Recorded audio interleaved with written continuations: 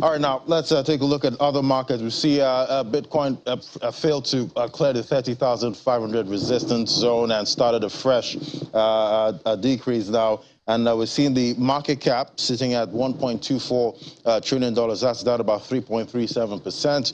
We see volume traded $82.32 billion, about 7% this morning.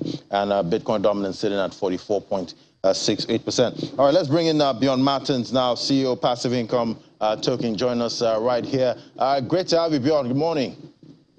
Good morning, Ladi. How are you doing? I'm doing fine, even though the market is not looking fine. Well, Bjorn, it's a bear market. What are the possible indicators, of a bottom for this Bitcoin price? To have a real indicator, if you want to see the bottom of Bitcoin, you should look at the percentages what's been done in the last bull runs to the minimum. And then we really see a pullback of 85% to 90% almost. And this will mean that Bitcoin will pull back towards 20K, 18K, maybe even 15K on the worst case scenario.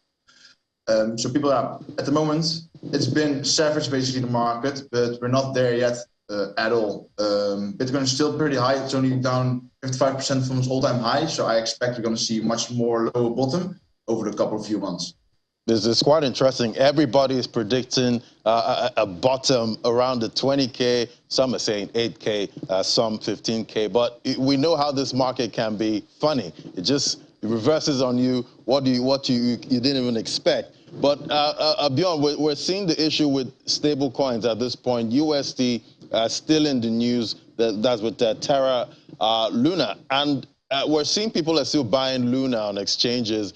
But this whole thing is making the market even more shaky, isn't it? Yeah, it definitely made the market very shaky. Terra had its stablecoin backed up by other cryptocurrencies, by Bitcoin, but not just Bitcoin, also Avalanche, for example. And that's why I've seen Avalanche being hit very hard as well during the Terra crash. It became a death spiral, as everybody knew. As soon as the Terra market cap became smaller than the UST market cap, Terra couldn't back up the UST value anymore, and it just became death spiral going down. Going basically to zero, as everybody has seen. They have a revival plan, but their legal team have already quit it. People are not agreeing on it, and honestly, all those early investors that have been holding from the top and bought by on an extra $20, for example, don't even have any value in these Luna tokens if they're going to be relaunched. So I think people should just give up on it, and it's the end of the game. Right, and I'm sure a lot of traders are not ready to give up on Luna yet, because we're still seeing volume, with what's trading, on exchanges. But Bjorn, we'll keep watching and see how all of that plays out. Thank you so much, Bjorn. Always great to talk to you. Thank you, Ladi. Have a good day.